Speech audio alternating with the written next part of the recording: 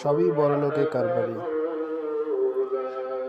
টাকা আছে, আপনার কাছে সব আছে। একটু পরে দেখেন ডান পাশ দিয়ে একটা গাড়ি আসবে, ছাদ খোলা।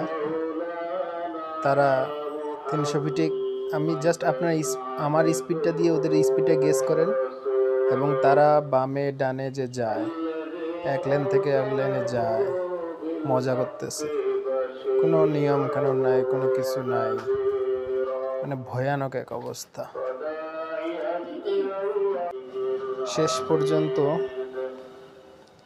এভাবেই যাচ্ছে, এবং সামনে একটা পুলিশ চেকপোস্ট আছে, কিন্তু সেটাও তোয়াক্কা না করে তারা 120-30 স্পিডে চলে গেল।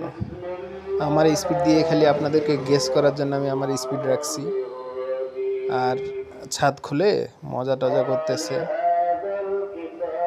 এই লেন থেকে ওই লেন, ওই লেন থেকে ওই লেন আঁকা বাঁকা করে চলতেছে। পিছনের গাড়ি সামনের গাড়ি কোনো কিছু হিসাব করতেছে না, মানতেছে না, এভাবেই যাচ্ছে। তো 300 ফিট যেন হয়ে গেছে রেসিংয়ের ব্যাপার, আনন্দ বিনোদনের ব্যাপার। আপনার টাকা আছে, 300 ফিটে আসবেন, ঘুরবেন ফিরবেন, মানুষ মারাবেন, মানুষ মারবেন, আবার চলে যাবেন, কোনো সমস্যা নাই। এই হলো দেশ।